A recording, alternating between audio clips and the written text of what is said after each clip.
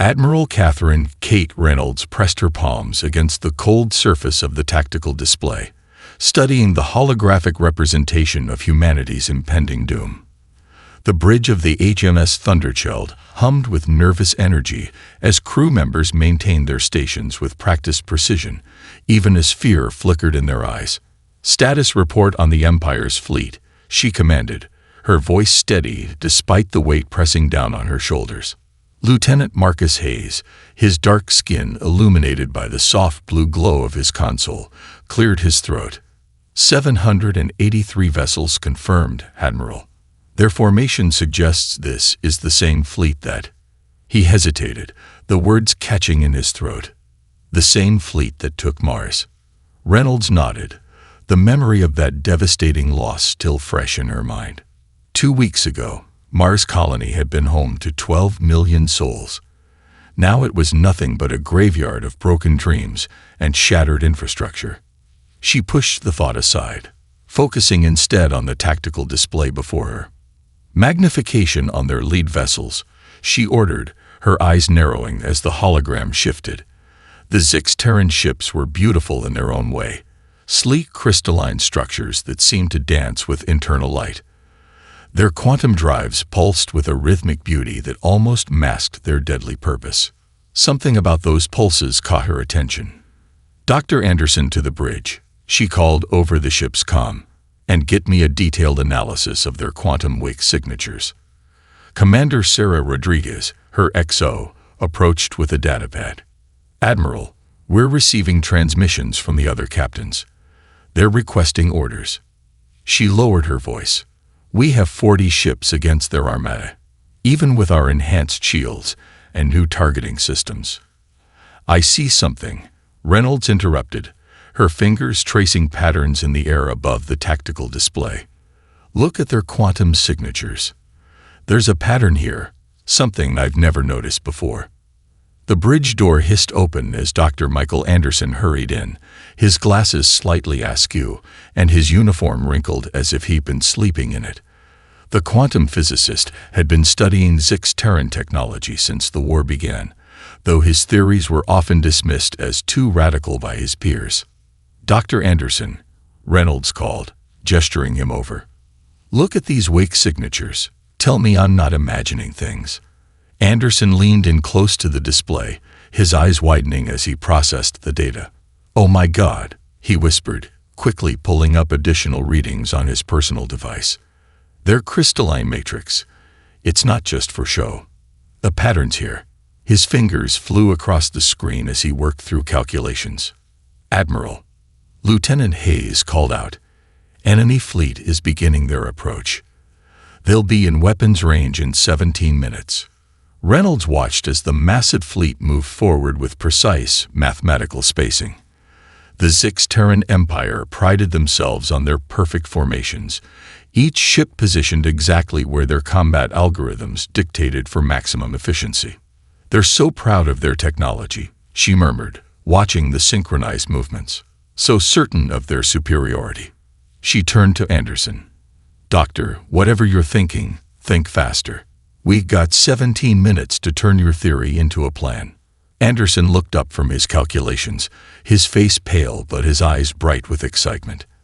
"Admiral, their entire fleet could be their own worst enemy. Those quantum wake signatures you noticed, they're not just exhaust patterns. They're showing us a fundamental flaw in their drive design." Reynolds felt a spark of hope for the first time since Mars fell. "Explain." "Their quantum drives are all synchronized, all using the same crystalline frequency." Anderson's words tumbled out faster as his excitement grew. "If we could generate the right counter-frequency, create a resonance cascade. In English, Doctor, we might be able to turn their entire fleet into a line of quantum dominoes." He paused, swallowing hard. "But we'd have to get close, dangerously close." Reynolds straightened, her decision already made. She pressed the comm button, opening a channel to all 40 ships in her fleet. "All captains, this is Admiral Reynolds. Stand by for new tactical directives. We've found a weakness, but exploiting it will require perfect execution and tremendous sacrifice. The Empire thinks they're here to finish us off. Instead, they've just handed us the key to their destruction." She looked out at the approaching Armada, their crystalline ships glittering like stars against the darkness of space. "Now, let me tell you how we're going to make that happen." Dr. Michael Anderson's hands trembled as he projected the quantum mechanics simulation onto the bridge's main display. Around him, the command crew of the HMS Thunderchild watched with a mixture of hope and skepticism. 15 minutes remained before the Empire's fleet came within firing range. The Zix-Terran quantum drive design has always been considered superior to ours.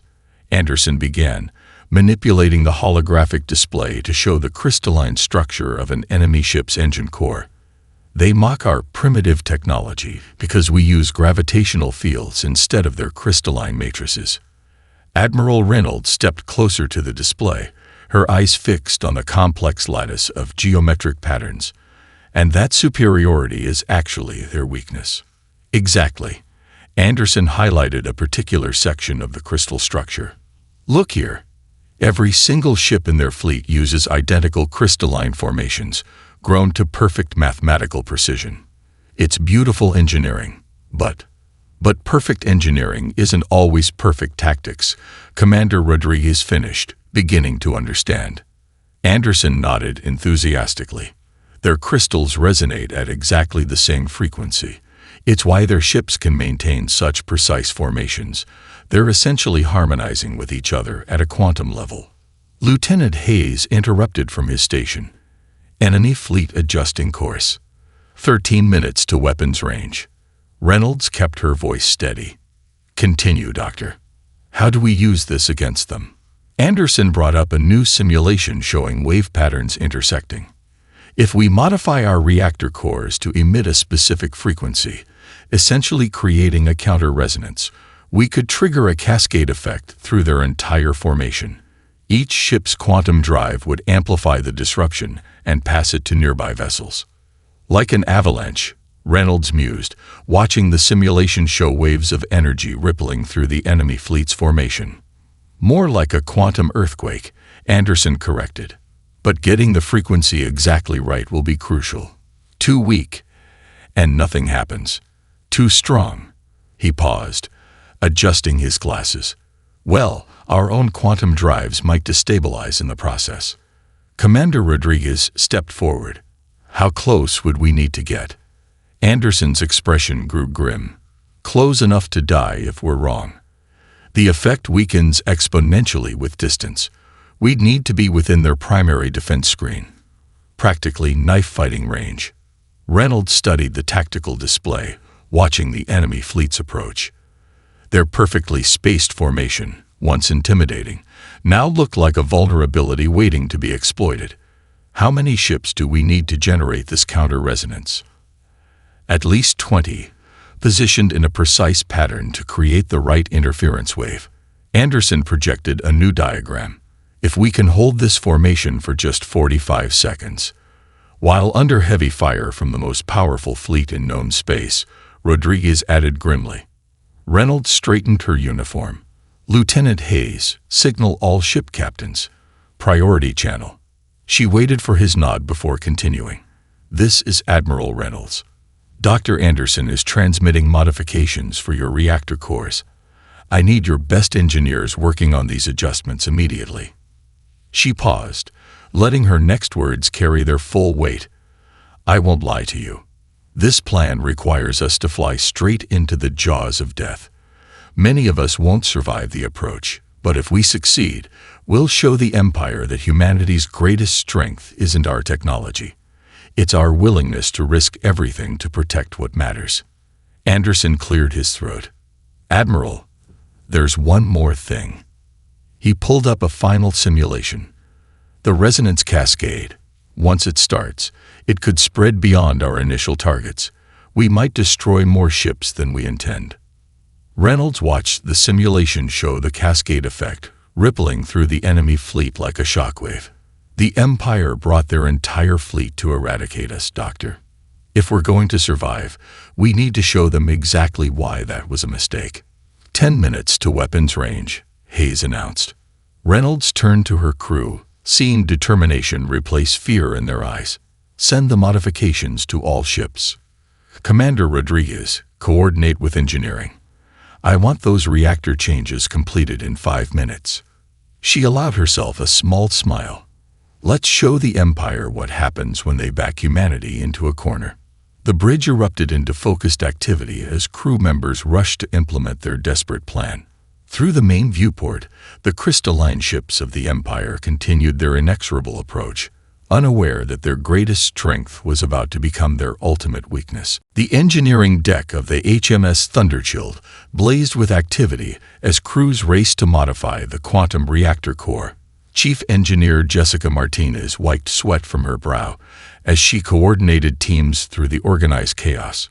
Warning klaxons blared in the background, counting down the minutes until engagement. Plasma conduits are realigned on decks 4 through 7, she reported through her comlink. Beginning frequency modulation sequence. Above on the bridge, Admiral Reynolds watched as status updates flowed in from the remaining 39 ships of her fleet. Some vessels reported successful modifications, while others struggled with technical challenges that would normally take weeks to resolve. U.S. Valiant reports reactor modifications complete, Lieutenant Hayes announced. U.S. Defiant and U.S. Intrepid still showing critical warnings in their containment fields. Dr. Anderson paced behind the tactical station, his fingers dancing across a tablet as he ran continuous simulations. The resonance frequency has to be exact. Even a 0.001 deviation cold could destabilize our own cores instead of theirs. Reynolds finished. We heard you the first 3 times, Doctor. She turned to Commander Rodriguez. Status of the fleet formation. Rodriguez manipulated the tactical display, showing their ships moving into predetermined positions. Groups Alpha and Beta are in place. Charlie Group is having trouble maintaining formation due to their reactor fluctuations. A new voice crackled over the command channel. This is Captain Chen of the U.S. Defiant. Admiral, our containment field is showing signs of microfractures. If we push these modifications any harder, you'll hold it together, Captain. Reynolds interrupted, her voice firm but understanding. Your position in the formation is crucial.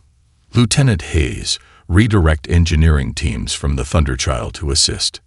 As crew members rushed to help their sister ship, a priority alert flashed across the tactical screen. Commander Rodriguez's face paled. Admiral, we're intercepting transmissions from the Empire's fleet. Reynolds nodded. Put it through. The bridge speakers crackled with the translated voice of High Admiral Vexthor, his tone dripping with contempt. Primitive species doesn't even have the sense to flee. Their formation suggests they intend to fight. How amusing. Another Zixteran voice responded. Should we adjust our approach vector, High Admiral? Maintain course and formation. Let them witness the full majesty of our superior technology before we end them. After all, these humans should have the privilege of seeing true perfection before they die. Reynolds clicked off the transmission, a grim smile playing across her lips. Their arrogance just might save us. Status of reactor modifications. 33 ships report ready, Hayes responded. 7 still showing critical warnings. Dr. Anderson looked up from his calculations. Admiral, I've been running additional simulations. If we reverse the polarity of our secondary containment fields, we might be able to strengthen the resonance effect without. A violent shudder ran through the Thunderchild's hull, cutting him off. Warning lights flashed across every console on the bridge. Engineering reports containment field fluctuation. Martinez's voice crackled through the comm. The modifications are straining the system beyond safety limits. Reynolds gripped her command chair as another tremor shook the ship. Time to intercept. 4 minutes until we enter their weapons range, Rodriguez reported. Our current formation. She paused, checking readings. We're at 67% optimal positioning for the resonance effect. Not good enough, Reynolds muttered. She opened a channel to the entire fleet. All ships, this is Admiral Reynolds. I know you're pushing your ships beyond their design limits. I know every warning light and alarm in your engineering sections is screaming at you to stop." She paused, letting her words sink in. "But those alarms don't know what we know. They don't understand that this isn't just about survival anymore. This is our chance to show the Empire that humanity's greatest strength isn't in our technology. It's in our ability to adapt, to push beyond what others think is possible." She watched as status indicators began shifting from red to yellow, then to green as crews redoubled their efforts. 3 minutes until we make history. Make them count. The bridge crew worked with renewed determination as the crystalline fleet grew larger in their view screens. In engineering, Martinez and her teams pushed their systems to the breaking point and beyond, knowing they would only get one chance to prove that humanity's primitive technology could bring down an empire. The first salvo from the Empire's fleet lit up space like artificial lightning. Admiral Reynolds watched as waves of plasma fire approached her ships, their brilliant blue-white energy illuminating the darkness between the stars. "All vessels, execute Pattern Delta," she ordered, her voice steady despite the chaos unfolding around them. "Remember your positions. Remember the plan." The human fleet moved as one, their formation shifting like a school of fish evading a predator. The Empire's initial barrage passed through newly emptied space, their perfect mathematical targeting betrayed by human unpredictability. Enemy fleet adjusting targeting parameters, Lieutenant Hayes reported, his fingers flying across his console. Second wave incoming. The HMS Thunderchild shuddered as a glancing hit struck its port shields. Commander Rodriguez grabbed her station to stay upright, shields holding at 82%. U.S. Valiant reports minor damage to their starboard arrays. Reynolds studied the tactical display, watching as the Empire's fleet maintained their textbook-perfect formation. "Now," she whispered, "execute attack pattern Omega. All ships, full power to engines." The 40 remaining human vessels suddenly broke their defensive stance. Like arrows loosed from a bow, they shot straight toward the heart of the Empire's formation. The massive crystalline ships loomed larger in their view screens, their elegant forms belying their deadly nature. "They're adjusting formation to counter," Rodriguez announced. "Standard Empire containment protocol." Reynolds allowed herself a small smile. Just as predicted. "Dr. Anderson, status of the quantum resonance." Anderson checked his readings, his face illuminated by the glow of numerous displays. "Quantum field fluctuations are building. We need to get closer, much closer." Another series of impacts rocked the ship. Chief Engineer Martinez's voice crackled over the comm. "Admiral, the reactor modifications are barely holding. 3 more hits like that and—" "We only need them to hold for a few more minutes," Reynolds interrupted. "Divert emergency power to containment fields." Through the main viewport, she watched as her fleet dove between the massive Empire ships. The contrast was striking. Human vessels, battle-scared and utilitarian, weaving through the pristine crystalline formation of their enemies. U.S. Hyperion reports critical damage. Hayes called out. "They're losing containment." The Hyperion exploded in a brilliant flash of light, its destruction causing nearby Empire ships to adjust their positions slightly to maintain their perfect spacing. "Hold formation," Reynolds commanded. "Their positioning protocols are working in our favor. Every adjustment they make puts them exactly where we need them." The bridge rocked with another impact. Warning lights flashed across multiple stations as damage reports flooded in. The Empire's ships were firing at near point-blank range now, their energy weapons cutting through space around the human vessels. U.S. Defiance reactor is going critical, Rodriguez reported grimly. "Captain Chen is requesting permission to—" "Granted," Reynolds cut in, knowing without hearing the request that another brave crew was about to sacrifice themselves to maintain the plan. The Defiant turned sharply, its failing engines driving it straight into an Empire destroyer. Both ships erupted in a spectacular explosion that disrupted the Empire's perfect formation for just a moment before their algorithms automatically adjusted their positions. "Quantum resonance readings are spiking," Anderson announced excitedly. The destruction of those ships, their debris field, is actually helping create interference patterns in their formation. Reynolds keyed the fleet-wide channel. All ships, maintain current vectors. We're almost in position. She turned to Hayes. What's the Empire saying about our maneuver? Hayes checked the intercepted communications. They're laughing, Admiral. High Admiral Vexthor is calling this the most pathetic suicide run he's ever witnessed. Perfect. Reynolds stood from her command chair, her eyes fixed on the massive Empire flagship directly ahead. Let them laugh.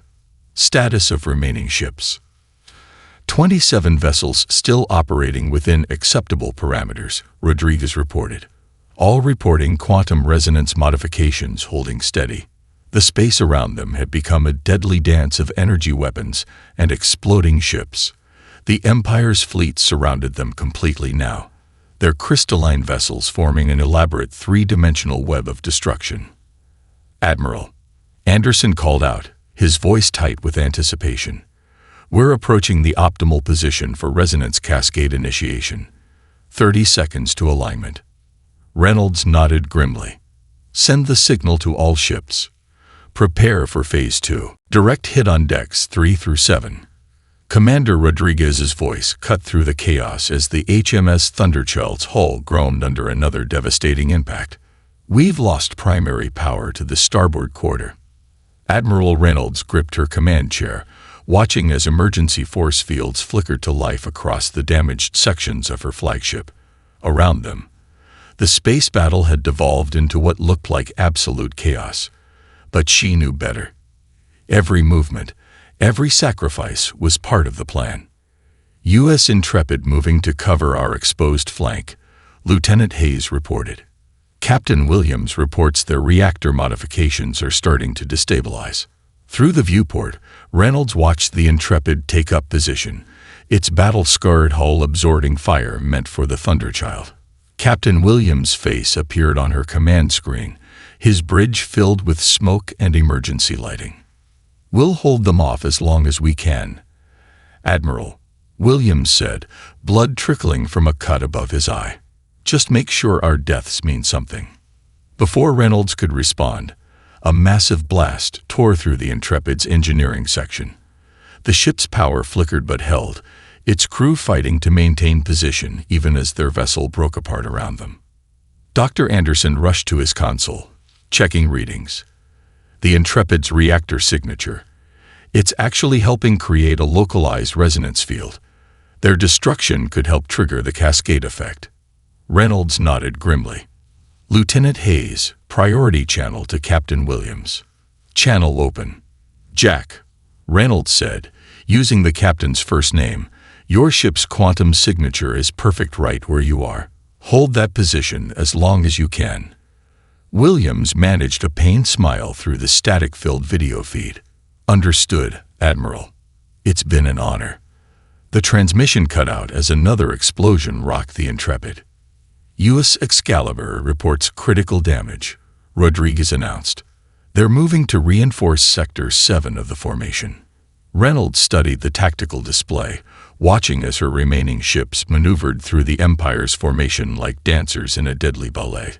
The enemy vessels maintained their precise spacing, their crystalline hulls glinting in the light of nearby explosions. Status of our reactor modifications, she demanded. Chief Engineer Martinez's voice crackled through the comm. The containment fields are barely holding, Admiral. We've got maybe 5 minutes before the whole system overloads. Another blast rocked the bridge as an Empire dreadnought scored a direct hit on their port side. Warning klaxons blared as damage reports flooded in. Hull breach on Deck 5. Hayes shouted. Emergency force fields engaging. Holding for now. Dr. Anderson looked up from his calculations, his face pale but determined. Admiral, we're almost in position.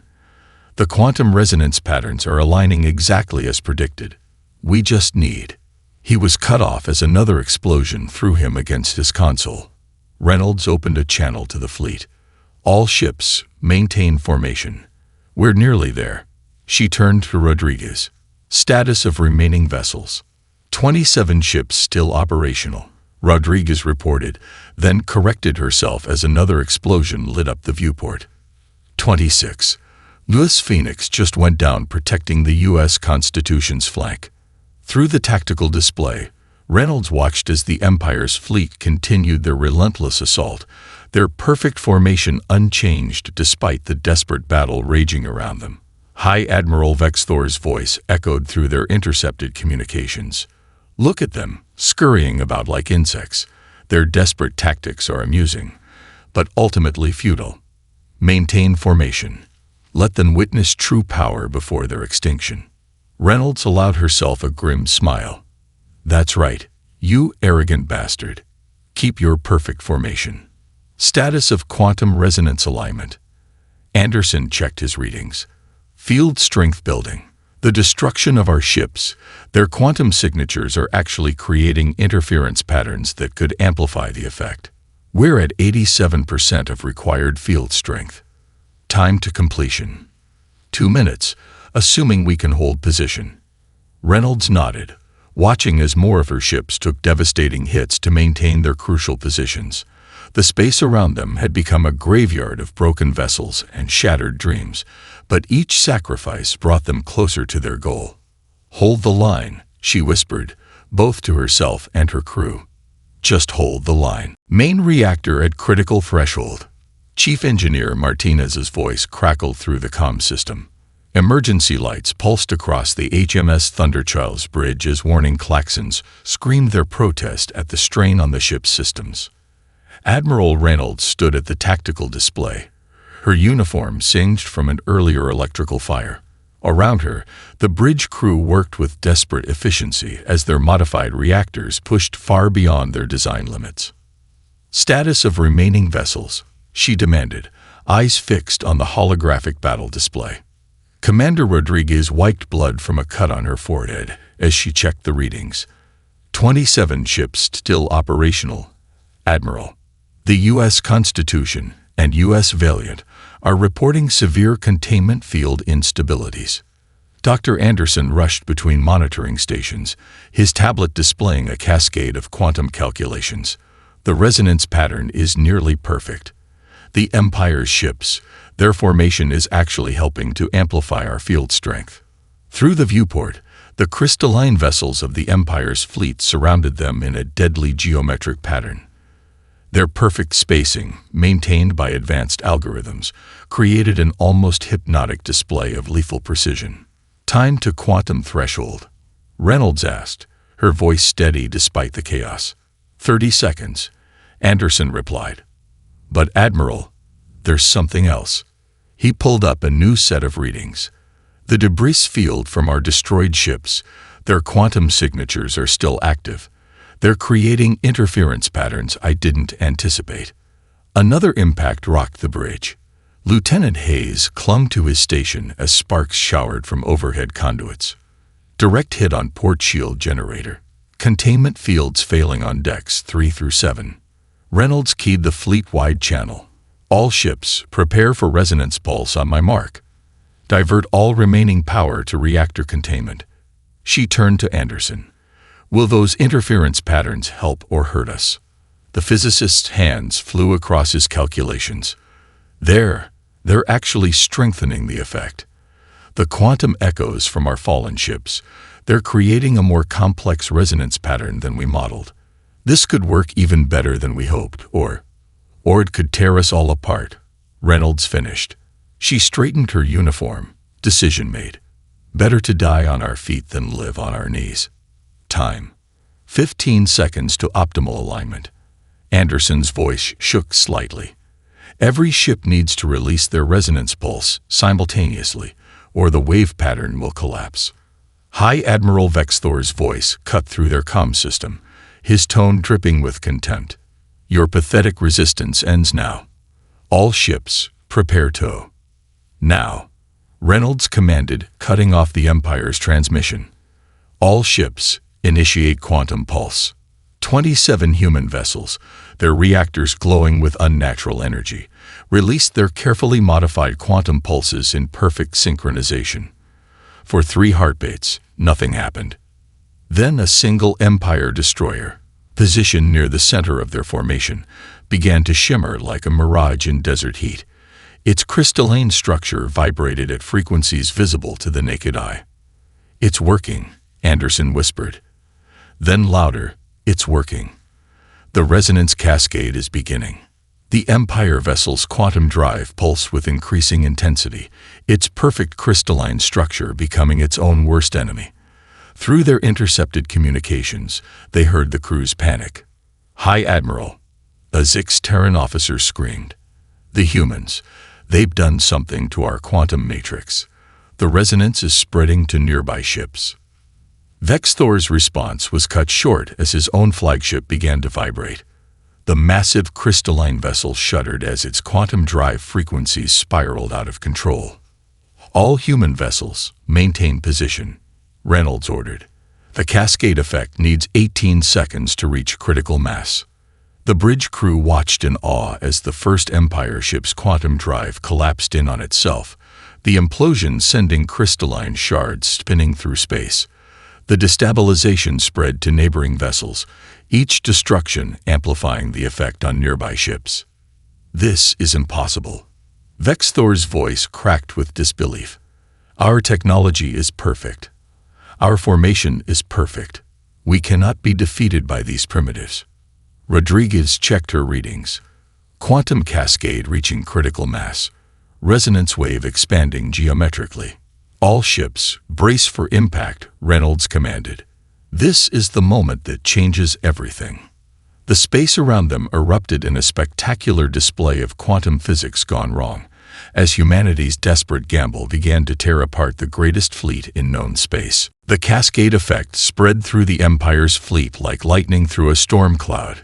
Each crystalline vessel became a nexus of destruction, their quantum drives transforming from sources of power into engines of their own annihilation. Resonance wave expanding exponentially. Dr. Anderson called out, his voice barely audible over the chaos on the Thunderchild's bridge. "The effect is magnifying itself through their formation pattern." Admiral Reynolds watched through the main viewport as Empire ships began to break apart, their elegant crystalline structures shattering under impossible quantum stresses. The perfect formation that had been their pride now served as a conduit for destruction. Multiple detonations detected across the enemy fleet. Lieutenant Hayes reported, his tactical display overwhelmed with warning signals. Their command and control structure is collapsing. Commander Rodriguez gripped her station as another shockwave rocked the ship. "Admiral, the quantum cascade is creating some kind of ripple effect in spacetime. Our sensors can barely track what's happening." Through their comm system, panic spread through the Empire's fleet. "Break formation." High Admiral Vex Thor screamed, finally understanding too late.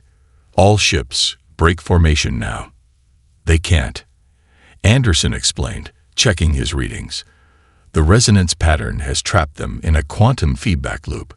Their own positioning protocols are forcing them to maintain the very formation that's destroying them." Reynolds opened a channel to her remaining ships. "All vessels, maintain your positions. The enemy fleet is caught in their own trap. Don't let them escape the effect radius." The space around them had become a graveyard of crystalline fragments, each piece reflecting the light of new explosions like a twisted kaleidoscope. Empire ships attempted to flee, but their automated systems fought against manual controls, leaving them paralyzed as the quantum cascade consumed them. U.S. Constitution reports their reactor is going critical, Hayes announced. "Captain Roberts says they can't hold position much longer." "Tell them to fall back," Reynolds ordered. "All damaged ships, retreat to safe distance. The cascade effect is self-sustaining now." Dr. Anderson's eyes widened as he studied new data streaming across his screen. "Admiral, the quantum resonance, it's creating some kind of chain reaction we didn't predict. The space between their ships is becoming distorted." The view through the bridge viewport confirmed his words. The void between Empire vessels seemed to ripple and twist, as if reality itself was being warped by the massive release of quantum energy. "Their own technology is amplifying the effect," Rodriguez observed. "Each ship that breaks apart releases more energy into the system." High Admiral Vexthor's final transmission cut through their comm system, his voice cracking with rage and disbelief. "This is impossible. We are the Empire. We cannot be defeated by. His words ended in static as his flagship's quantum drive imploded, the massive vessel breaking apart in a spectacular display of light and crystalline shards. The destruction of the command ship sent a new surge through the quantum cascade, accelerating the chain reaction. "Energy readings are off the scale," Anderson reported. "The destruction of their flagship has created a quantum shockwave. All ships braced for impact. The wave hit them like a physical force, causing every piece of equipment to shriek in protest. Emergency klaxons blared as systems struggled to compensate for the massive energy discharge. Damage report," Reynolds demanded, pulling herself up from where the shockwave had thrown her. "Multiple hull breaches on all decks," Rodriguez responded, working through the flood of incoming data. "But the enemy fleet. Admiral, you need to see this."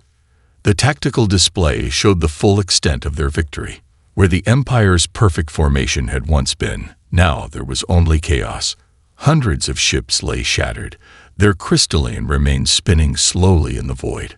The few vessels that had survived were frantically trying to escape, their once proud formation forgotten in their desperation to flee. "Dr. Anderson," Reynolds called out, "status of the quantum cascade." The physicist checked his readings, a look of awe on his face. "The reaction is beginning to stabilize. But, Admiral, what we've just witnessed, it's rewritten everything we thought we knew about quantum physics. The Empire's perfect formation, their synchronized quantum drives. They created the perfect conditions for their own destruction." Reynolds stood at the center of her bridge, watching as the remnants of the greatest fleet in known space scattered before them. "Send word to Earth," she ordered. Tell them that humanity just shook the stars." Admiral Reynolds stood at the observation deck of the HMS Thunderchild, watching as rescue shuttles navigated through the field of crystalline debris that had once been the Empire's greatest fleet. The space around them glittered like a sea of broken diamonds, each fragment a testament to their impossible victory. "Final casualty reports coming in," Commander Rodriguez said softly, joining her at the viewport. "We lost 14 ships in total. The crews of the U.S. Intrepid and U.S. Defiant. They knew what they were doing when they held their positions. Their sacrifices made this possible." Reynolds nodded, her throat tight. "Make sure their names are recorded. Every single one of them." Dr. Anderson approached, his tablet displaying a complex array of readings. "The quantum distortions are finally stabilizing. But Admiral, what we've discovered here, it changes everything we thought we knew about space warfare. The Empire's greatest strength became their greatest weakness," Reynolds finished, "because they were so convinced of their superiority that they never imagined anyone could turn it against them." The bridge doors slid open as Lieutenant Hayes rushed in. "Admiral, we're receiving transmissions from the surviving Empire vessels. They're requesting terms of surrender." A ghost of a smile crossed Reynolds' face. "Put them through to my ready room. Commander Rodriguez, you have the bridge." Before she could leave, Chief Engineer Martinez's voice came through the comm. "Admiral, you might want to see this. We're picking up some unusual readings from the debris field." Reynolds turned back to the viewport, where the scattered remains of the Empire's fleet continued to drift. Among the crystalline fragments, patches of space still shimmered with residual quantum energy, creating ethereal patterns against the backdrop of stars. The quantum resonance cascade didn't just destroy their ships, Anderson explained, studying the new data. It fundamentally altered the structure of spacetime in this region. "We've created something entirely new, a phenomenon that could revolutionize our understanding of quantum physics." "A space quake," Reynolds murmured. "That's what they'll call this, isn't it?" "Already are," Hayes confirmed. "The news is spreading across Earth's colonies. They're calling it humanity's greatest victory. The day we proved we could stand against anyone in the galaxy." Reynolds watched as more rescue shuttles emerged from the Thunderchild's hangar, their lights cutting through the glittering debris field. "Make sure our medical bays are prepared for survivors," she ordered. "Empire or not, we're not leaving anyone to die out here." Rodriguez checked her tablet. "Earth Command is requesting your presence for a full debriefing. They want to know everything about how we achieved this." "Tell them they'll have to wait," Reynolds replied. "Our priority is the wounded and the survivors. Victory means nothing if we lose our humanity in the process." As if to emphasize her words, a rescue shuttle's transmission cut through the bridge speakers. "This is Rescue Team 7. We found survivors from one of the Empire ships. They're asking why we're helping them." Reynolds took the comm. "Tell them that's what humans do. We fight when we must, but we help when we can." She turned to her bridge crew, seeing exhaustion and pride mingled on their faces. "Send word to all ships. Render aid to any survivors, regardless of origin. Today we showed them our strength. Now we show them our mercy." Dr. Anderson's tablet beeped with new data. "Admiral, the quantum distortions we created, they're going to have lasting effects on this region of space. We may have just created a permanent navigation hazard." "No," Reynolds corrected him, watching as the quantum energies danced among the stars.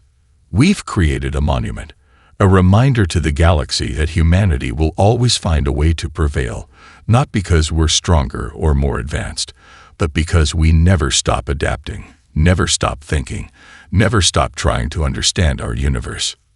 She turned to face her crew, these survivors who had helped reshape the galaxy's balance of power. "Send a message to Earth Command. Tell them the space quake was just the beginning. We've opened a door to new possibilities, new understandings. And this time, we're not just reaching for the stars, we're changing them." Through the viewport, the quantum-touched debris continued to glitter, a permanent memorial to the day humanity shook the foundations of an empire and proved that the most powerful force in the universe wasn't technology or military might, but the endless human capacity to innovate, adapt, and overcome.